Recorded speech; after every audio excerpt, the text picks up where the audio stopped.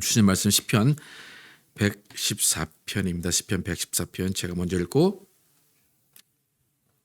교독하겠습니다. 이스라엘이 애굽에서 나오며 야곱의 집안이 언어가 다른 민족에게서 나올 때에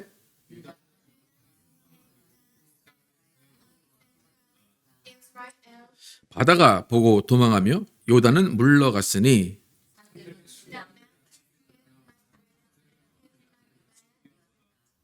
바다야 내가 도망하면 어찌함이며 요단아 내가 물러가면 어찌함인가.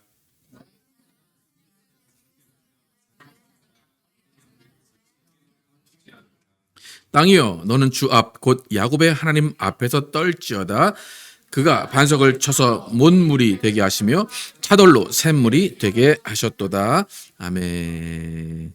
끝까지 지키시는 하나님 안에 있는 삶이라는 제목으로 은혜를 나누겠습니다. 구약 성경은 이스라엘과 하나님의 끈끈한 관계, 또 여러 가지 갈등한 관계 가운데 이루어진 스토리를 엮어놓은 것이 구약 성경입니다.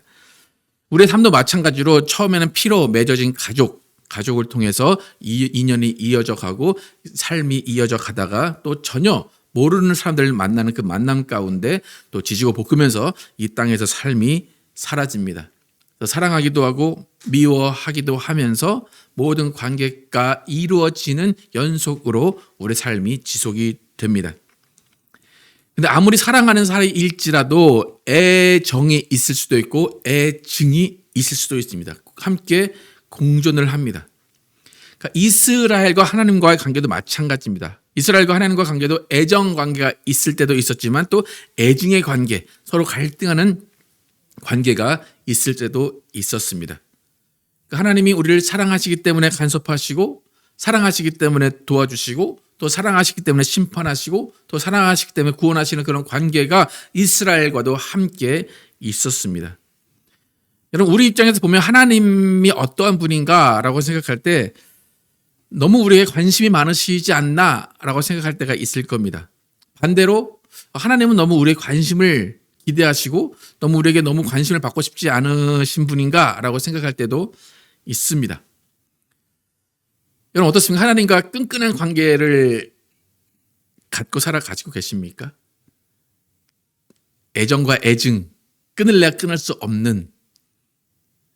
요즘에 제가 이제 그 유튜브에서 보는 유튜브인가요? 하여튼 보는 한국 액션 드라마가 있는데 신부님이 나오는 액션 드라마가 있어요. 벌써 제목이 나오는데요, 그죠? 예. 거기서 제가 이제 그 대사 중에 기억이 나는 대사가 있는데 뭐냐면 어떤 신부가 자신이 모시던 신부님 돌아가신 상황 가운데 예배를 드리는데 그렇게 얘기를 합니다. 자기가 이제 그 자신이 모시던 신부님께 물어봤대요. 신부님 바라는 세상은 어떤 세상입니까? 라고 물었더니 그 신부님이 이렇게 대답했대요. 사람들이 하나님을 찾지 않는 세상입니다. 라고 대답을 했대요. 이해가 가십니까? 사람들이 하나님을 찾지 않는 세상, 사람들이 하나님을 찾지 않아도 되는 세상입니다. 라고 대답하셨대요. 무슨 말이냐면 사람들은 힘들고 걱정이 많고 부당하고 공평하지 않을 때 하나님을 찾는다는 거예요. 내가 스스로 해결할 수 없는 일들이 있을 때 하나님을 찾게 되는데 하나님을 찾지 않는 상황이라면 힘든 일이 없고 공평하고 전혀 부당하지 않은 일들만 이 땅에 이루어진다는 거예요. 그래서 굳이 사람들이 하나님을 찾지 않아도 되는 세상을 자기는 바랍니다. 그렇게 이야기를 했다고 해요. 저도 가끔 하는 말이 뭐냐면 기도할 일이 없을 때가 가장 평안한 때다라고 이야기를 합니다. 여러분 하나님이 우리를 보실 때 어떠실까? 그냥 가만히 놔둬도 아무 말 없이 지켜봐도 그냥 저들이 잘 사는 세상이다라고 그 세상을 만들어 놓으시고 사람이 그렇게 사는 것을 아마 바라실 거예요. 제가 이제 그 좋아하는 그 속담 중에 하나가 뭐냐면 무소식이 희소식이다. 그죠? 저는 누군가가 교인이 전화 오면 무서워요. 또 무슨 일이 있으실까? 네. 그러니까 무소식이 희소식이다. 이게 좀 좋은 말 같은데 사실 하나님의 입장에서도 마찬가지죠. 자녀들이 하나님께 기도하면 무슨 기도할까요? 하나님 도와주세요. 하나님 뭐가 모자라요. 하나님 나 어려워요. 그런 기도를 제일 많이 하겠죠. 그러니까 평소 하나님 말씀에 순종하고 아무 사고도 안 치고 욕심도 부리지 않고 하나님 찾지 않아도 서로 잘 지내면 하나님도 좋을 거예요. 아, 니네가 나를 안 찾아도 잘 사는구나. 그런데 그 신부님이 그런 세상을 바랬는데 그런 세상이 존재할까요? 어떨까요?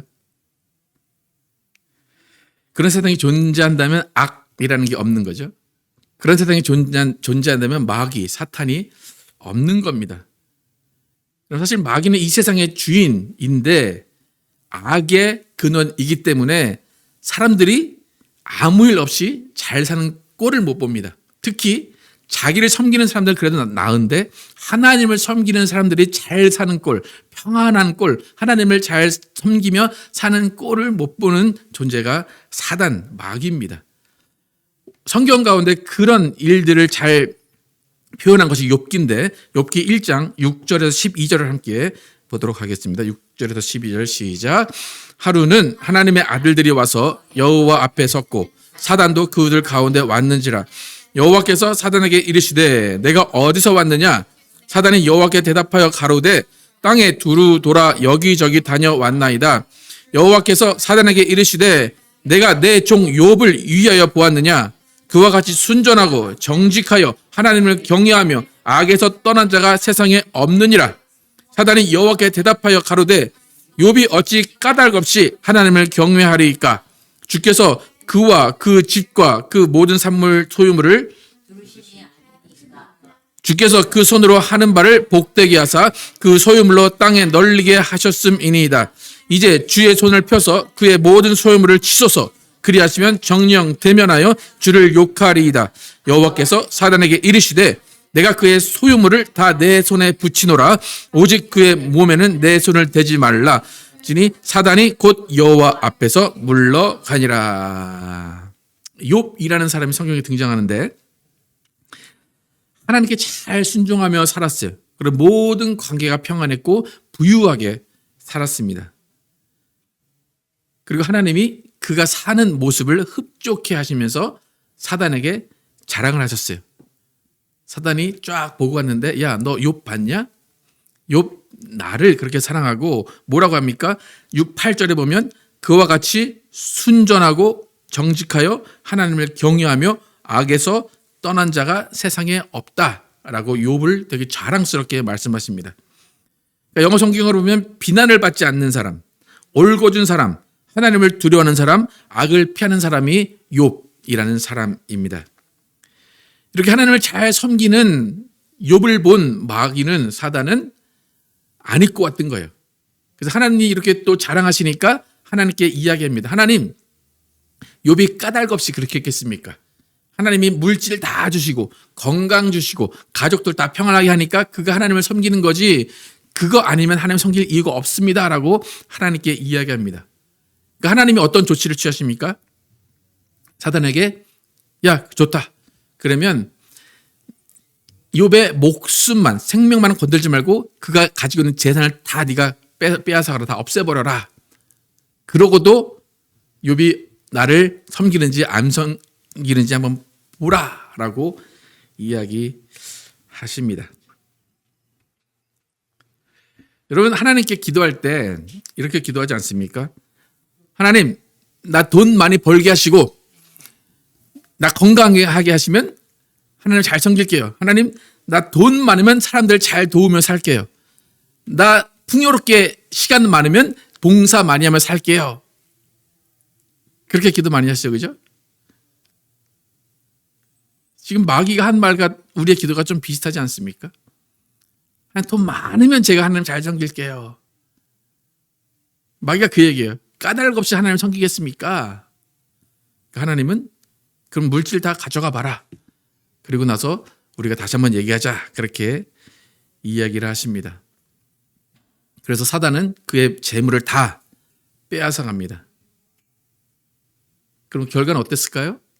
우리가 잘 아는 대로 1장에 어떻게 나오냐면 주신 이도 여호와시요 거두신 이시도 여호와시다 라고 말하면서 자기의 모든 재물이 빼앗겨져 있는 상황 가운데 하나님을 원망하지 않고 그냥 그 상황을 순응하는 모습을 욥이 보입니다.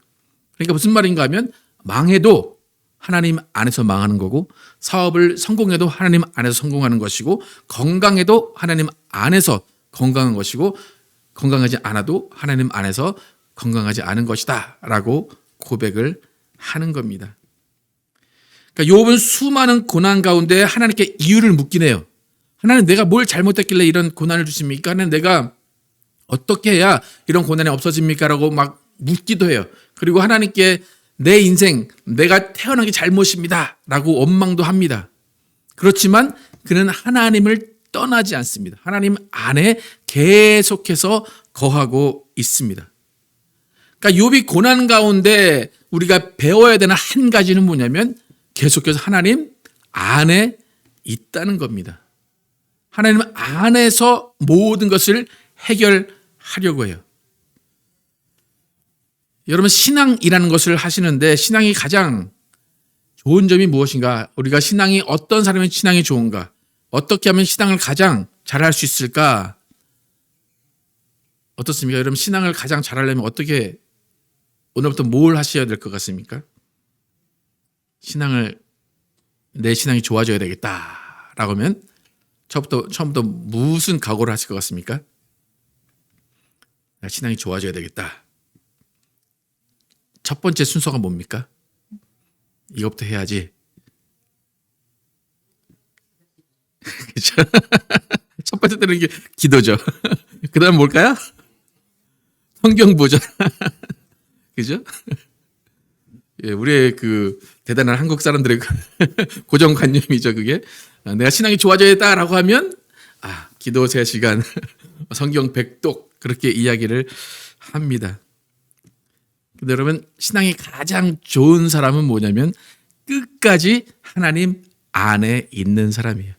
하나님과 붙어 있는 사람이에요. 지쳐서 쓰러져도 어디서 쓰러져야 돼요? 하나님 안에서 쓰러져야 돼요. 기뻐서 날뛰어도 누구 안에서 기뻐서 해야 돼요? 하나님 안에서 해야 돼요. 그러니까 주구장창 하나님만 바라보는 거예요. 지금 욥이 대단한 믿음의 사람이라고 성경은 증거하는데 그가 한 일은 단 한 가지예요.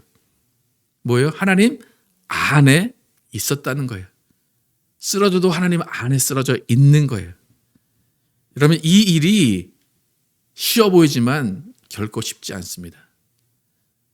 여러분, 오늘 당장 여러분 옆에 있는 누군가가 죽어가고 내 삶이 다 누군가가 빼앗아 가고 억울한 일을 당했다면 여러분, 과연 하나님 안에 있을 자신이 있습니까? 하나님 그렇게 믿었더니, 그렇게 기도했더니, 그렇게 신앙생활을 열심히 했더니 하나님 결과가 이겁니까? 하나님 더 이상 안 볼 겁니다. 그럴 사람들 많지 않겠습니까? 근데 욥은 그 모든 상황, 여러분 욥의 상황 아시잖아요. 첫 번째 좀 아까 물질을 다 가져가라 그랬어요. 그러니까 하나님을 배반 안 해요. 그러니까 어떻게 해요? 야, 자식들 다 데려가라. 다 데려가라. 친구들 떠나고 아내도 떠나요. 남은 게 아무것도 없어요. 그래도 목숨 건드리지 않았으니까 욥이 하나님을 떠나잖아요. 그러니까 또 마귀가 이야기합니다. 하나님 뭔가가 있을 겁니다. 그러니까 하나님이 어떻게 뭘 허락하십니까? 몸이 상하게, 욕창 걸리게 하고 다 손톱이 다 빠지고 그렇게 만들어요. 그 정도 돼도 하나님을 떠나잖아요. 그 안에서 계속해서 하나님 안에 붙어 있어요. 그 가운데 욥기가 끝납니다.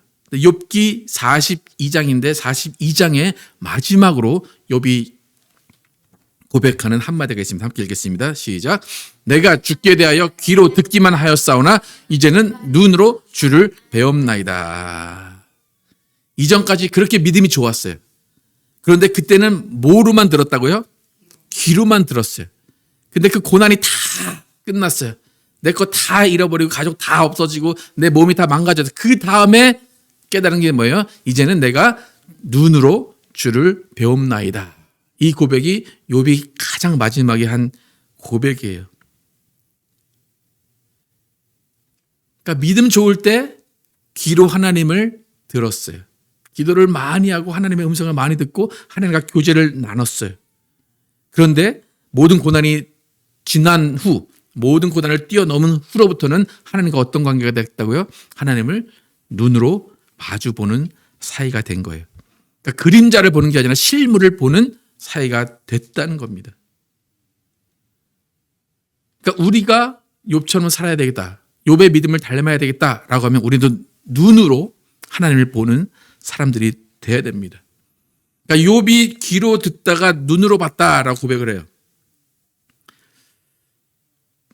여러분 귀로는 하나님을 들은 적 있으십니까? 귀 정도는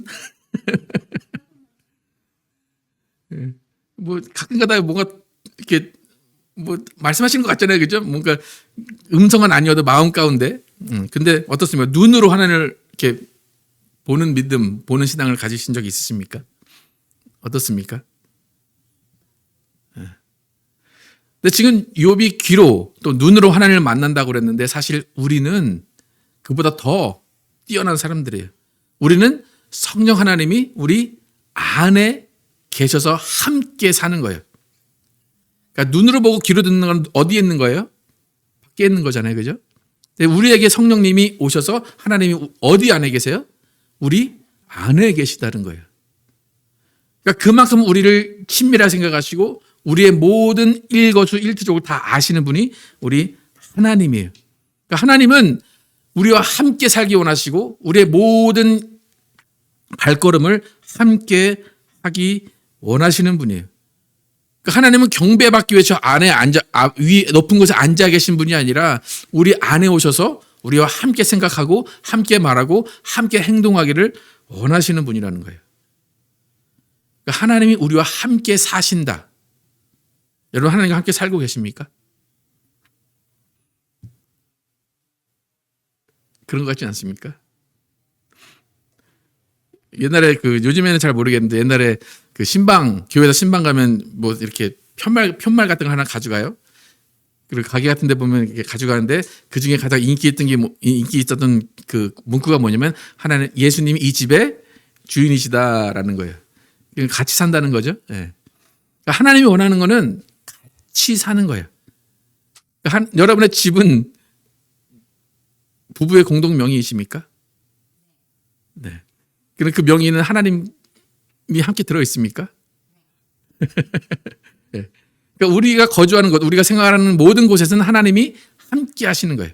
그러니까 하나님이 함께 하길 원하시는 거예요. 어떠십니까, 여러분? 가슴이 설레십니까? 이제 가슴 설레는지 안 설레는지 예를 하나 들어드릴게요. 여러분의 부모님이 야, 내가 집을 함께 소유하기 위해서 공동명의라고 나 니네 집 들어가 살게. 환영하십니까? 아니면 어머님 됐습니다. 그러십니까? 어머니 제발 그만하십시오 그럽니까? 하나님이 그거예요. 난 너와 함께 살고 싶어. 난 너와 함께 거주하고 싶어. 지금 이스라엘이 오늘 고백하는 시편이 그런 이야기예요. 함께 오늘 1, 2절 함께 보겠습니다. 1, 2절 시작. 이스라엘이 애굽에서 나오며 야곱의 집안이 언어가 다른 민족에게서 나올 때에 유다는 여호와의 성소가 되고 이스라엘은 그의 영토가 되었도다. 이스라엘이 출애굽했잖아요. 출애굽에서 나올 때 또 야곱의 집안이라는 건 이스라엘인데 언어가 다른 민족 그 애굽이에요. 애굽에서 나올 때에 유다는 이스라엘, 유다는 여호와의 성소가 되고 이스라엘은 그의 영토가 되었다. 그러니까 유다라는 것을 예루살렘 성으로 생각하시면 돼요. 예루살렘의 성은 누구의 성소가 됐다고요? 여호와의 성소. 이스라엘은 누구의 영토가 되었다고요? 하나님의 영토. 근데 거기에 누가 살고 누가 거주해야 돼요? 원래는 이스라엘 사람들이 거주해야 되죠. 근데 명의가 어떻게 된 거예요 지금? 공동 명의가 된 거예요. 하나님과 이스라엘 함께 살겠다라는 거예요. 그런 하나님을 지금 이야기하고 있는 것입니다. 근데 이스라엘이 이렇게 이집트에서 나오면서 가나안으로 들어가는 과정 가운데 아무 일 없이 들어간 것이 아니라 수많은 그 일들 가운데 하나님의 이적을 보면서 들어갔어요. 홍해가 갈라지고 수많은 이적이 펼쳐졌다라는 것이 오늘 3절 이후에 쭉 이야기들이에요. 땅이 갈라지고 바다가 갈라지고 땅이 춤추고 하는 모든 일들이 하나님이 그 이스라엘과 함께 사시기 위해서 일으키신 모든 이적들이 이렇다라고 기록하고 있는 겁니다. 근데 이런 이적을 통해서 이스라엘은 하나님을 잊지 않고 있는 거예요. 이런 이적을 통해서 우리는 하나님과 함께 삽니다. 하나님 우리의 주인이십니다. 하나님이 우리를 도우신 만큼 우리는 하나님을 섬깁니다라고 고백하는 시편이 오늘 시편입니다. 여러분 같이 산다. 여러분 부모님 오시면 몇 달 살 수 있을 것 같아요? 우리가 부모님 집에 가도 마찬가지죠. 한 이틀 있으면 그다음부터 잔소리 하세요. 잠이 안 와서 아침에 TV 틀고 있으면 야 너는 이러자마자 TV 트냐 이제. 예. 여러분 하나님 여러분과 함께 살고 싶으시고 여러분 안에 성령님으로 지금 계시다니까요. 느껴지십니까? 찬양은 하나님 내 안에 아까도 나 안에 거하라 해서 막 찬양하는데 여러분 하나님 안에 거하는 것 하나님이 내 안에 거하는 것 어떻게 느끼고 계십니까? 하나님이 계속 여러분을 24시간 지켜보고 계신데 그 지켜보는 시선 느끼고 계십니까? 좀 꺼주시면 좋겠습니까? 시선을? 어떻습니까? 그냥 하나님은 그 알라딘 요술의 램프처럼 우리가 이렇게 막 나오세요 할 때 그때 막 나와 도와주고 싹 도망가시고 그런 하나님은 좋겠습니까? 요즘에 유튜브가 이제 발전하면서 관종이라는 말을 많이 사용합니다. 관종 무슨 뜻입니까? 관종? 줄임말이에요. 관종. 관심 종자. 좀 나쁜 말 같기도 한데 관심을 받고 싶어하는 사람, 그렇죠? 내가 어떻게 사는지를 보여주고 싶은 사람을 관종이라고 합니다. 여러분 어떻습니까? 여러분의 삶을 하나님께 보여드리고 싶으십니까? 하나님 앞에 나 관심 종자예요. 하나님 내 삶을 다 보여드릴게요. 그리고 하나님께 쫙 보여드리고 싶으십니까? 근데 사실 하나님은 우리와 상관없이 우리의 삶을 깨 들여다보고 계세요. 여러분 하나님의 관심이 여러분 앞에 있을 때 부담스러운지 아니면 기쁜지 한번 생각을 해보시기 바랍니다. 연예인들이 그런 그 관종들이 유튜브를 찍었어요. 근데 가장 무서운 게 뭘까요? 무풀. 악플은 괜찮대요. 근데 무풀. 아무런 그 댓글이 안 달려 있는 것을 가장 무섭다고 생각을 한다고 합니다. 여러분의 자녀들 엄마한테 항상 뭐라고 합니까? 엄마 제발 나한테 관심 꺼. 그렇게 얘기하죠. 근데 실제로 자녀가 부모가 관심을 끄면 어떻게 될까요? 바른 길로 갈 수가 없겠죠. 부모 입장에서도 그냥 관심 끄고 살자라고 하는 것이 속이 편할 거예요. 그런데 그게 되든가요? 안 되죠. 계속 관심을 갖고 살 수밖에 없어요. 그러니까 그 모든 관계가 하나님과 우리의 관계와 마찬가지고 이스라엘도 마찬가지입니다. 여러분 하나님이 가장 무서울 때가 언제인지 아십니까? 하나님이 가장 무서울 때가 언제일까요? 네? 그죠? 우리를 때리시고 벌하실 때는 무서운 게 아니에요. 하나님이 가장 무서울 때는 언제냐면 무관심하실 때고 응답이 없을 때예요. 더 이상 이스라엘 너희 나와 상관없다라고 하실 때가 가장 무서운 거예요. 하이치교에 더 이상 너희 나랑 상관없다라고 할 때가 가장 무서운 거예요. 그래서 신약과 구약 사이에 성경에 기록이 없는 때가 있거든요. 그때를 암흑 시대라고 불러요. 하나님이 아무 말씀도 안 하신 때예요. 근데 그 아무 말씀을 안 하신 그 때를 깨고 나온 게 예수 그리스도에 대한 이야기입니다.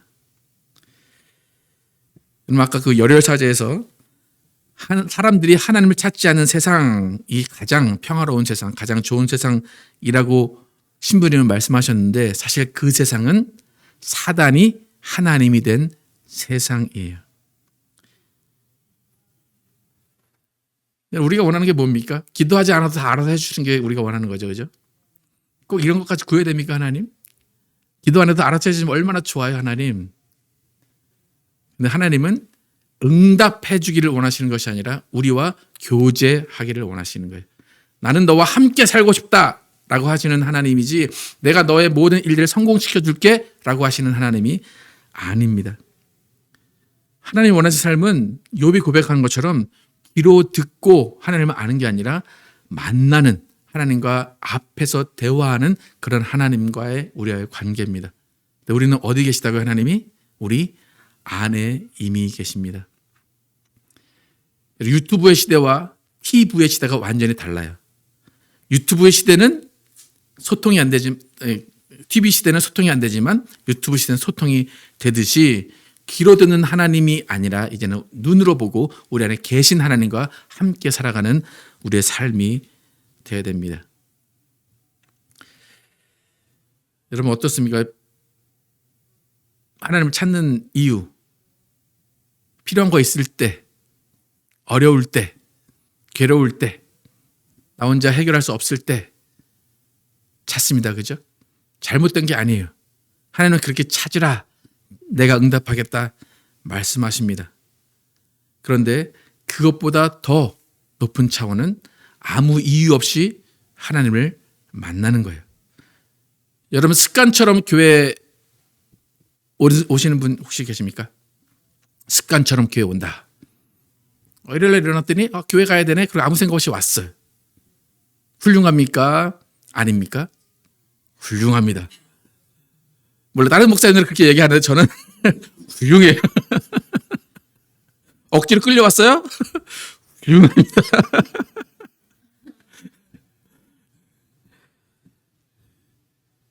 그러니까 아무 일 없는데 기도할 일이 없고 아무 고민도 없고 아무 필요한 일이 없는데 교회 왔어요. 와, 대단한 겁니다, 여러분. 그게 신앙이라고 저는 이야기합니다. 한국교회 특별 새벽 기도가 있어요. 특세라고 있는데 그 특세 때 은혜를 되게 많이 받아요. 네. 왜 많이 받을까요? 평소 안 하다 그때 하니까 그때만 은혜를 많이 받는 거예요. 그러니까 특별하게 생각하는 거예요. 특별 새벽 기도. 네. 우리는 특별한 게 필요 없어요. 우리 저번 주에도 말씀드린 우리 교회는 특별한 게 필요 없다고 주장하는 교회예요. 그냥 평소에 하나님 안에 있으면 되는 거예요. 그런데 하나님 안에 있으면 고통이 없어요? 고난이 없어요? 있어요. 근데 그걸 받아들이는 거예요. 누구 안에서? 하나님 안에서. 그게 우리의 신앙이에요. 하나님 별로 매력적이지 않아요? 나한테 좋은 일만 해주셔야 되고 스펙타클하게 대박나게만 해주셔야지 우리 하나님이지. 하나님 왜 이렇게 찌질하게 나를 이렇게 놔두십니까? 그게 하나님이십니까? 라고 말합니까? 아니에요. 그게 하나님이에요. 여러분 그냥 하나님은 하나님으로 놔두세요. 하나님이 우리를 싫어해서 그런 것도 아니고 우리에게 실망을 주기 위해 그런 게 아니라 그냥 그게 인생이야 라고 말씀을 하시는 겁니다. 요처럼 고난을 겪고 자신을 잃은 것 다 잃은 상태에서도 하나님 앞에 무릎 꿇고 하나님께 붙어 있는 사람이 진짜 신앙인입니다. 갑자기 사업이 망하고 가족들이 아프고 죽고 고난을 당해도 하나님을 떠나지 않고 그 안에서 눈물을 흘리고 그 안에서 슬퍼하고 그 안에서 또 소망을 갖는 사람이 하나님을 섬기는 사람입니다. 우리 신앙이 하나님은 좋은 일만 해주셔, 하나님은 모든 것을 성공시켜 주셔 라고 하는 신앙을 벗어나기를 축복합니다. 고난을 받아들이고 하나님의 회복도 받아들이면서 오늘 하나님이 욥에게 말씀하신 대로 순전하고 정직하여 하나님을 경외하며 악에서 떠난 자가 우리가 되어야 됩니다. 여러분 하나님은 우리를 잘 되는 걸 바라시는 분이에요. 하지만 욥처럼 목숨만 건져 주실 때도 있다는 것을 인정하시기 바랍니다. 그 모든 상황 가운데 우리는 하나님을 인정하고 하나님을 감사하고 하나님을 축복해야 됩니다.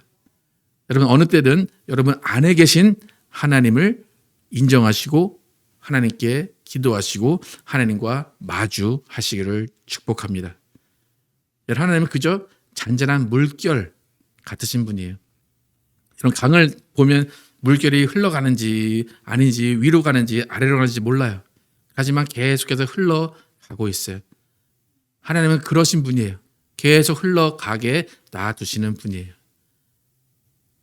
하나님께서 우리에게 주시는 복은 하나님 안에 있게 하시는 것입니다. 그래서 내가 바라는 기도 응답 안 해주셨다고 실명하거나 외면하지 마시고 언제 그랬냐는 듯이 어제나 오늘이나 내일이나 동일하신 하나님처럼 우리도 그 하나님 안에서 동일하게 하나님을 섬기며 하나님과 교제하며 그 교제가 천국까지 이어지는 여러분과 제가 되기를 예수의 이름으로 축복합니다.